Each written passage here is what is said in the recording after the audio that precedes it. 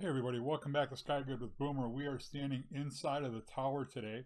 I want to switch views just so I can show you what we're talking about. That spiral staircase that we built that had all the farms stored into it. We had 2 floors of potato, 2 floors of carrot.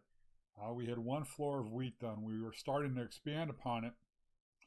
And something kind of dawned on me. I was going through Slimefun trying to find ways of other farms that could possibly be automated or steps removed, speed things up a little bit, mass produce a little bit easier. And I came across something that I'd totally forgotten. It's actually a vanilla mechanic. When you put wood into a furnace, it creates charcoal. Now the reason we had all of those kind of farms, 2 of each layer going up and working on expanding it, all that was tied to my bone meal farms, where we're using vanilla composters with 12 hoppers to make bone meal with extra crops that I didn't need or couldn't sell to spawn every day.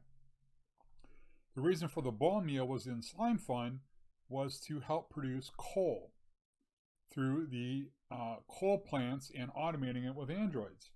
So what I figured was, okay, well, how can I get more coal faster? And I figured if I had all these crops growing because I needed them anyways, let's turn them into bone meal farm. Well, it takes roughly 20 bone meal to get 8 coal essence. 8 coal essence equals 1 piece of coal. And then I remembered the vanilla mechanic that wood, when put into a furnace, 1 wood equals 1 coal. Or charcoal, actually.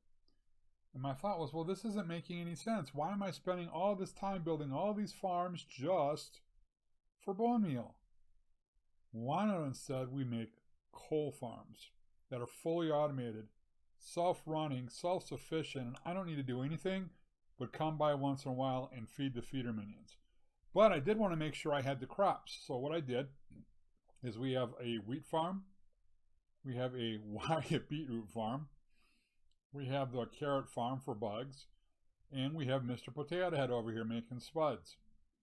And so all of that is being transferred up here, 1 layer, into the collection room where I have wheat seeds, where I have carrots, where I have potatoes, and then over here are wheat, beetroot seeds, although I don't know why I'm saving beetroot, and the poison potatoes are being caught in the net. Whoops, I kind of got myself locked here. The poison potatoes are being caught in the network and being sent to the trash can so they don't go down to the bone meal farms. So they're still running, just at a little bit of a reduced rate. Now, in order to do this for network, to get some to go in here, and then when it fills up to go down there, you had to put it to both. And so you put on in the nodes, you actually have to turn on the round robin. So we turn on the round robin mode. So if 2 carrots come in 1 minute and 2 carrots come in another minute, 2 might go to the bone meal farm and 2 might go to the chest. Eventually, once these chests completely fill up, it will 100% go to the bone meal farm. So even if I want to grab all this wheat, take it to spawn and sell it, more will still come back in here. Now, for the charcoal farms, as we come up, we can loop around here. And we had to do a lot of work because we had a problem. Initially, I set the entire floor up as minions, mining with lumberjacks. I had 4 of each on each floor. Well, that created a problem. They can mine 2 blocks further than they plant. So when I had them mining as far as they could mine, they kept falling short 2 blocks on planting. So I adjusted their position to allow them to plant right up to where I had the dirt, but then they could mine 2 blocks further, which got them overlapping the mining areas. And what started happening is certain lumberjacks on each floor could not get saplings to replant fast enough, and they started having dry areas where saplings weren't getting planted. Well, the maximum a lumberjack can mine is 10 blocks up from its floor. So if I'm currently on 37, it could mine up to 47. Well, I had these planted 9 apart. They were cross-mining each other's territory and not always getting saplings. So to keep with the build that was already here, and because if I had dirt, if you don't already know, in vanilla, trees can go through dirt, was actually displacing dirt and saplings the next layer above. So to stop the massive trees, we have a half slab floor up here that has nothing on it but just half slabs. So trees can't grow to the next level, and it stops them at 8 high. Because that's, well, technically up to 9. So we could have up to 6, 7 of wood and 2 of leaves above that. And so now they don't interfere. Now the lumberjack can plant up to 6 blocks away, I believe it is. So just for symmetry purposes, I do have this extra row of dirt, and while I could plant saplings here and it could mine them, it will not replant them. So let's go up and look and see what we had to do. And I wanted the floors to be only accessible here. I didn't want to do it in the middle of a floor, and yes, had I, yeah, could I have probably have crammed a 4th layer in, possibly. I was more concerned about aesthetics and function than maximizing output. And I know there's some people that will go, no, you have to maximize output if you're a noob. Guess what? I don't care. The farms already are cranking out coal at such a pace, I've had to add more processing up top to simply handle the rate they're putting out. What I have here, each one essentially has approximately 140 saplings at each layer. And you see they'll go up. And here's why I wanted it to come out on this layer so it was nice and even. If, let's say, for example, it was over here. It might have been possible to do that. I did not want to risk any chance of a minion being able to poke up and down. So I gave it a safety net of an extra layer, which forced them really to naturally come through here. Otherwise, I didn't like the look of it. I didn't think it was aesthetically pleasing. And I kept risk crossing the minions' paths where they would interact with each other. So now the 3rd floor deliberately does not have that floor at 9 blocks high. Let's shut off chat. Chat settings. Let's just shut off chat for a while. And actually what I wanted to do eventually over time, as trees grow out on this edge and you get the super big trees, we'll start to get this. And I decided I want that entire thing. If you've ever been to Boston's Fenway Park, Boston's Fenway Park, they have the Green Monster, which is all full of leaves and stuff. And I thought, why not? Why not have this last building part of the walkway up here? Let's cover it in leaves. And let's let the trees do that. So over time, most of this will get covered. And of course, we're not going to build an access way out there. So we have 3 tree farms that are making this entire thing grow. Now I do need to turn chat back on just for a brief moment, because I want to take you up to where this goes. So what happens is we have 3 carbonado furnaces taking all that wood and smelting it into charcoal. And it's self-sufficient because the upgraded hopper has the ability to teleport into 4 places. So I have 3 of those being hoppers that feed the furnaces with charcoal as a fuel source. And because the carbonado furnace is 20 times as fuel efficient, I get 160 smelts per charcoal. Yeah, you heard it right, 160. Now, somebody had mentioned, well, you could use a, the lava one, the crucible. And if it's 20 times more efficient, put a crucible down there, and lava would produce 1600. And at some point, I may do that. We're talking about such a minimal loss of charcoal, it's not really that big of a deal. But the charcoal comes up here into this chest, and we have a network node pulling it on into a round robin of actually 3 different parts.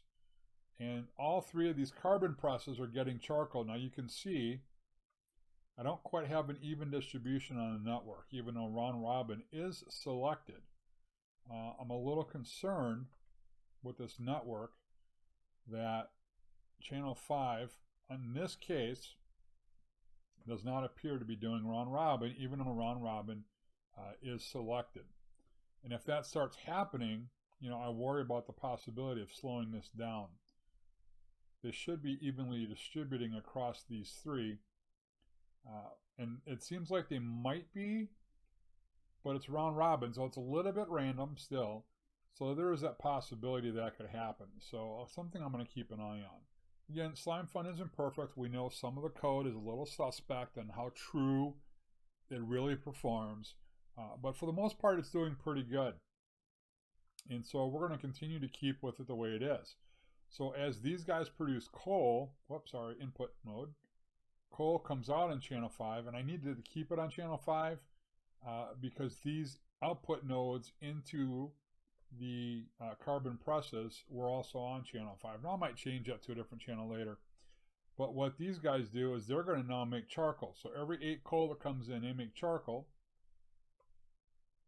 I'm sorry, carbon, not charcoal. Just to give you an idea, I've got 11 stacks there and 5. So I've got roughly 16 to 17 stacks. That's about 45 minutes worth of work. Now, this farm, the Android farm, is on right now, but most of that came in before I turned the Android farm on. It is producing, I wish I'd kept a clip, but it is producing at an insane rate. And in 2.5 hours of AFKing, one of these was filled up. Normally that takes about 5 hours to 6 hours overnight. So we are producing coal at a pretty darn good clip, and then having the wither skeleton spawners go and the Android farm running with all this bone meal, I'm getting an insane amount of charcoal, which in turn is giving me an insane amount of coal and carbon and compressed carbon. 3.25 stacks in that same time frame. This chest was empty. Carbonados. I was getting roughly 2 stacks. How long did it take? I got 2 stacks of carbonados in less than a day. It's insanely efficient. I'd have to go back and figure out the math, but if I can fill one of these up, you know, in 2.5 hours, 54 stacks times 64 times 8, you know, that's 50,000 coal, you know, and then you need 500. So yeah, about 2.5 to 3 hours, I can get a stack of carbonados. Hey, pretty good. So that's the new farm that was done there, and all that it took about 4 hours of destroying and unpacking the old farms. It took about an hour to rebuild everything. And so that's kind of where that's at right at the moment. I've got probably 4.5 stacks of carbonados backed up, about 4.5 stacks of synthetic emeralds. I've even looked at, someone challenged me, can you fully automate carbonado making? And even fully automate carbonado solar generators, and even the enhanced empowered generators, and yes, you can. The downside is going to be getting enough silicon and ferrosilicon ingots and glass loaded up ahead of time to match a certain amount. But yes, all that can be fully automated if you want to take the time to set it up, to build the automatic crafters, program the recipes in here, which isn't hard. And then just let it run, you know, and you can automate so much in Slimefun, which is kind of cool. And at some point it does become, okay, it's crazy, it's too much, I shut the darn thing off. Like my ice farms are off. I probably have 8 shulkers of each type of ice, 9, plus the reactant fuel cells. So I've just kind of shut them off. It doesn't make much sense because there's 2 more shulkers worth of each here. You know, at some point, it just doesn't make any sense to run it, so let's slow down lag on the server. Just like we're going to come over here to the dust. And just for you guys who are curious, you've been wondering, I know initially we had a lot of problems with the massive Slimefun barrels, where items would simply, you know, you'd put in 100,000 items, you take out 1 stack and 99,000 would disappear. Or I'd take out 1/3 of it, or it would stop working. I've had these in place for 2 weeks. I have over, in some cases, what do we got?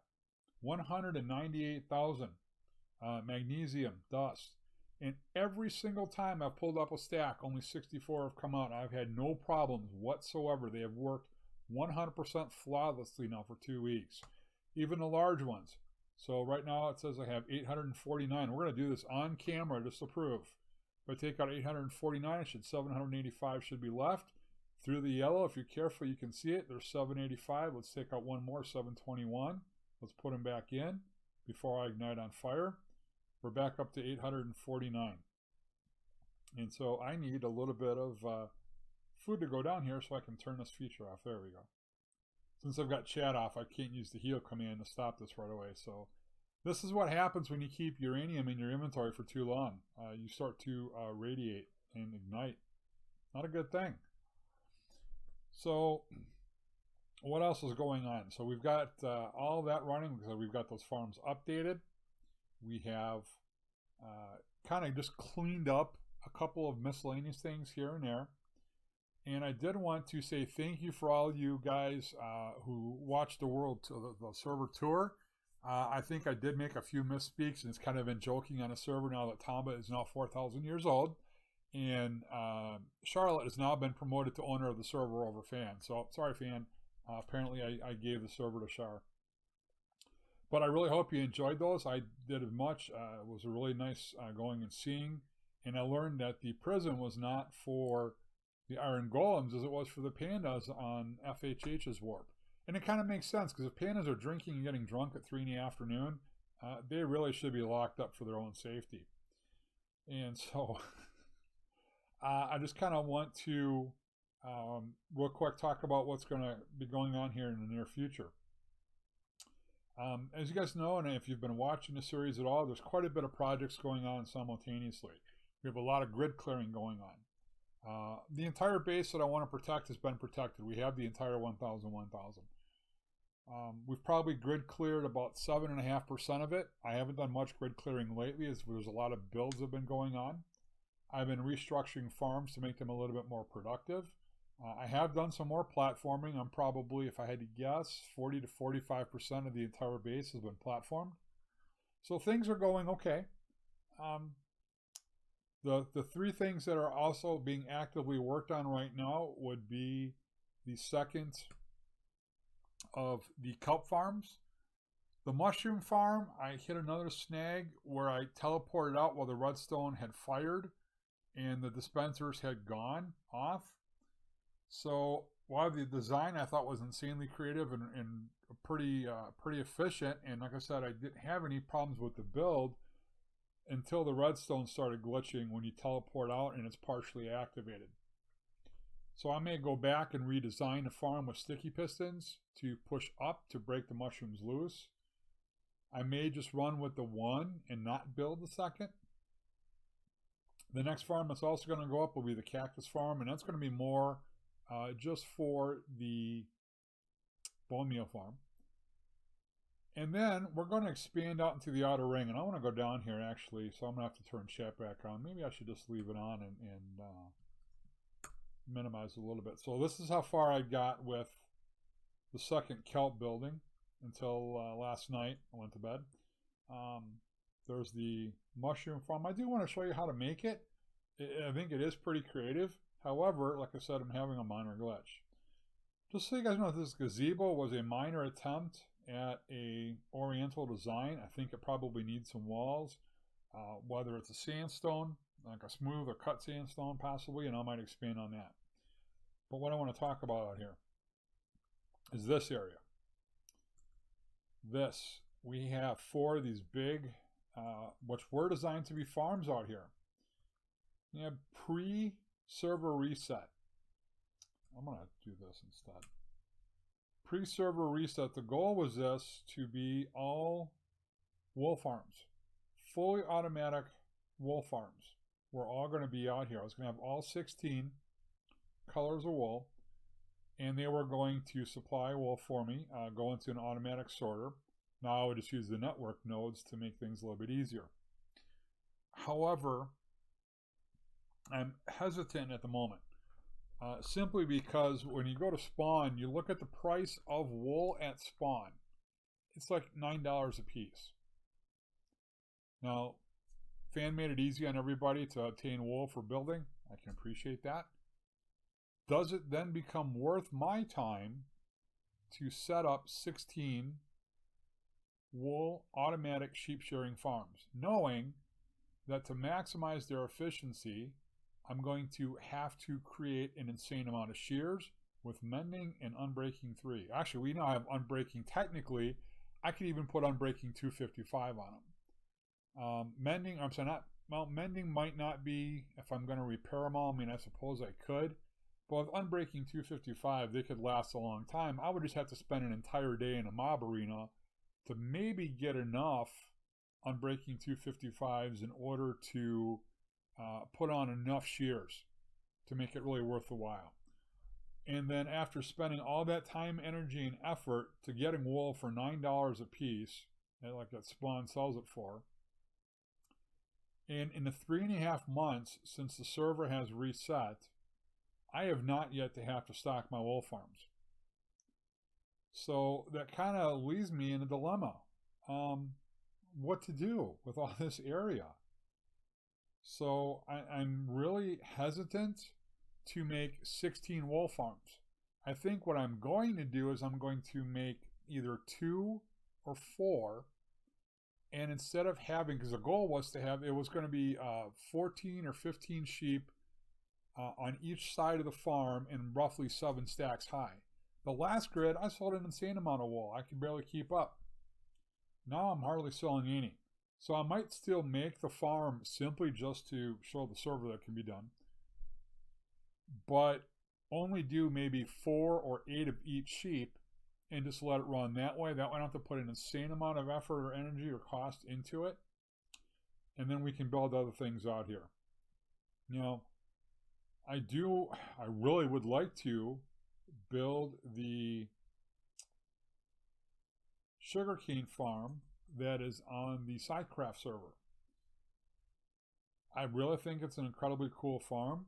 I could build it with this space being rounded. I lose a lot of space and capacity, but I don't need a lot of sugarcane. That's the problem. This server, we were talking as a group yesterday, and we realized that probably 90% of what's being done on the server involves either Slimefun, items adder, wood, stone, and cobble. And for the most part, in Lucky Blocks. And for the most part, that's really, honestly, that's almost all that's being focused on. I never imagined that Slimefun would take on as much as it did, especially of the players that were here. So many people were much more used to traditional Minecraft and more towards vanilla. Not that we didn't have some plugins that were non-vanilla, of course, and mod-like. But that's pretty much what we did. And if you look at my shop, while it is divided evenly into 4 sections, 98% of my income comes off of Slimefun, and it's probably 90% of the items I sell. So I'm kind of stuck. So I'm turning to the people who have been watching this series for ideas. I could build statues of players, although I've never been a big fan of that, simply because that's kind of, branding's undue attention. I think the build should be able to speak to themselves. So, like we've talked about, the mayor of Boomtown up here is really hesitant as well of building the farms. All these are different types of factories and office buildings that they've got in their company, but they don't really have a whole lot of residential housing for their people. Their people have been kind of having to scatter along. So one thought was to start building residential housing out here, whether in the form of condominiums or apartment buildings, maybe some bigger houses, multi-units. And that has not been one of my strengths, so it would definitely challenge me. Another option could possibly be games that we could work on, allowing them to have the ability to play them on my Protects without having to worry about them interfering or running anything. And if you've got other options, I would love to hear it. Now, again, we could simply just leave this as a courtyard, and we could plant shrubbery and bushes and make, different type of floral patterns out here. We could do that in part of it and put up apartment buildings and give stuff like that. So I'm going to ask, if you're watching this, please take the time, put some comments down below, think through what could we put out in these sections. Because I'm really, like I said, I think at the most I'm only going to do one section with wool farms, and it's going to be a minimal building at best. And so with that, I really am going to wrap this up. I would like to get this done and out so that I can see your comments, see what you think about what we can do in these areas. It's been a great time out here, and I had so many ideas planned for this, but like I said, with Slimefun and Items Adder and some of the custom other plugins that are in here, so much of it has just changed that I'm actually, believe it or not, I'm starting to exhaust round 1 of my plans. Round 2 involved an insane amount of grid clearing and in a major building. I mean, even much bigger than what this was. We're talking about the ice boat track. We're talking about the go-kart racetrack and items adder. We're talking about just some incredible things. And so I want to hold off getting to a lot of that until we get most of this resolved and cleared and set up down here, and the farms are the way I want them. The amount of grid clearing, it is going to take a long time, and so we're going to have to kind of intersperse some of that in between grid clearing because I don't want to go too long without episodes. So to at least be able to have videos go out, I have finally decided, as best as I am able to, I'm going to add a second series to the channel devoted to Slimefun for our server. So there will be things that won't be covered, like the backpacks, because the backpacks have been disabled. The Tomb of Knowledge has been disabled.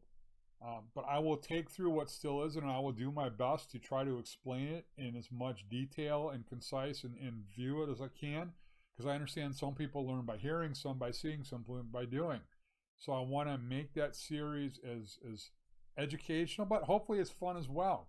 I've asked that fan can add Slimefun to the realms. I'd like to do it on a realm, because that way we could start 100% from scratch, and we wouldn't have to use any of the area we've already built. We wouldn't have to go up to the base way up top and take stuff from there. We could do it together, and we would start 100%. Where would be the best place to start from Slimefun from day one? So that's a series we're going to be starting here. I'm hoping to have an idea, plans laid out of what I want to do, and maybe launch that by March 12th.